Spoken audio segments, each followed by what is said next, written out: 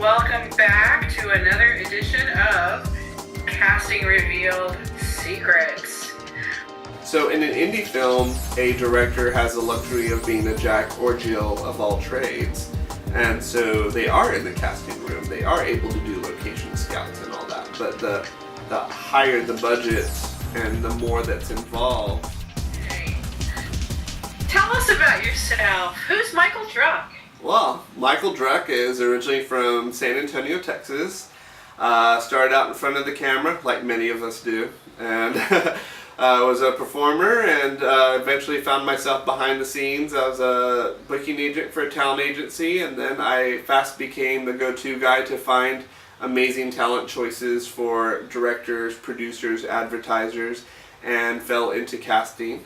I am a go-to source for some of the best principal and background talent in town, and have been going strong for over 4 years now, but I have over a decade of experience as a whole. I know this town inside and out. I know where to find them, and I continue to love what I do.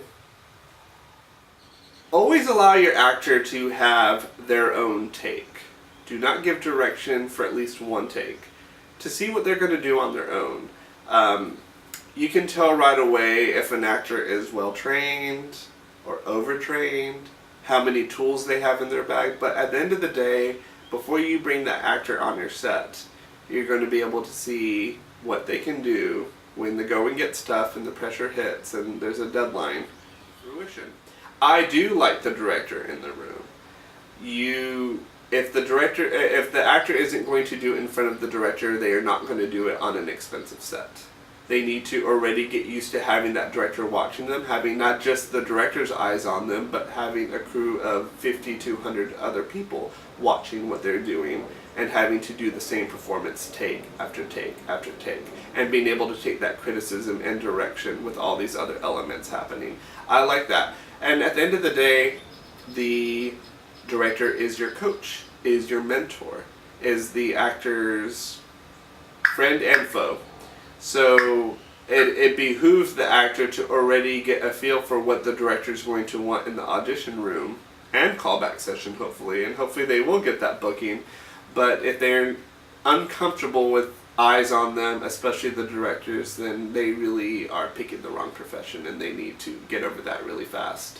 Because all these A-listers, all these people who make $20 million a film, they are comfortable with a whole parade watching them while they're shooting. And that's just how actors and directors need to understand why it is important for a director to be in the room. And that's the part of the process I like, is to see that little green light go off on the top of the director's head, or whoever the decision maker is, to know that they've found the right person for their project. Like, that's the part I love most about my job.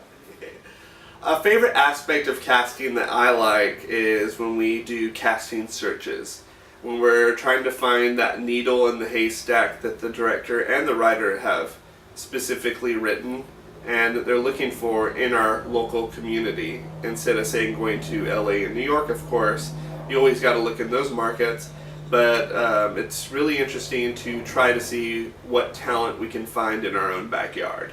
When you bring a production to Austin, Texas, you're bringing a lot of film history with you, and you're bringing an established crew, if you will. Established team is more what I want to say. You don't have to start from scratch like you would in other rural areas or other places where, say, tax incentive might be more enticing. Everyone here knows what they're doing, from gaffers to costumers, casting, actors. It's a really rich market with not only amazing locations, but the goods to back it up. And you have rich diversity as well. Everyone's always talking about, I want a real ethnic looking, I want real Asian American, I want real Indian American, I want real African American. There's so many choices here, and you don't have to fly in these people from other markets to get the shot that you need, or to create, to tell the story that you want to tell. It's all here, all local hire. Great. Well, let's wrap this up for today. Do you have any final thoughts? Anything else you want to impart to the directors of America that want to come to Austin and hire you? Definitely. Give us your website. Michael Druck Casting and the Extras Factory. I'm at www.michaeldruckcasting.com. I am on all the social medias. Would love to work with you. Hey directors, we're ready for you in Austin. We have been, we will be, and we will continue to provide you with some of the best actors, crew, and locations that money can buy.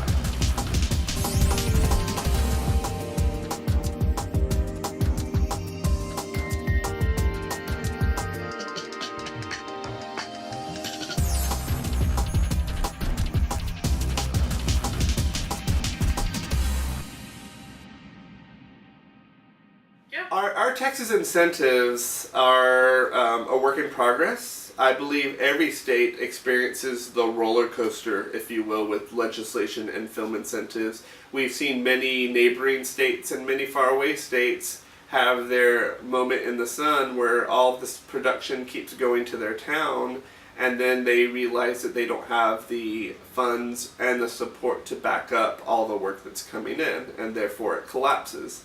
And then you have steady markets that have only continued to grow steady and steady every year.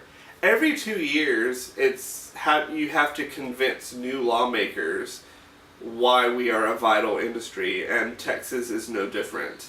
A decade ago, we were dying for work, and we all banded together and went to the state capitol, and we told our lawmakers that no, we are a part of this community. And whether you're acting, whether you're a vendor, whether you're a hotel, whether in the hotel industry, any type of vendor or a person directly involved in the film community benefits from production dollars and an incentive package. Right now, we're kind of in a gray area. We don't have an amazing incentive, which is why we are losing work to, say, states such as Georgia and New Mexico.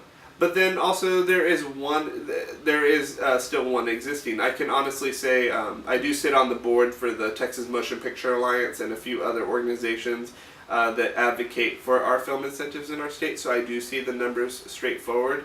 So I can tell you it has risen in my time from about a $14 million incentive, which isn't that great, to at one point we had a $96 million incentive. So we don't need necessarily a $300 million incentive to stay competitive like our neighboring states, again, because we have all these resources already here. What we do need is an enticing incentive to have studios and networks know they won't take a loss by shooting in our state versus another state. Right now we're sitting at about $30 to $40 million incentive, which really just tells you it was cut in half. So every 2 years, it can be a game changer. It can bring a lot of work, and then it can take work away. So right now we are slowly maintaining. There can always be more work. Commercial work seems to be pretty steady. Film work seems to kind of ebb and flow. We're all just trying to do our best to continue to keep doing what we're doing. But the more support we get from our state, the more fruit of our labor we'll see. I believe we've done a study where for every one film dollar spent, it brings about $4 to $5 of our economy. And I can say Austin itself is big on being local and keeping our own local market in a good place.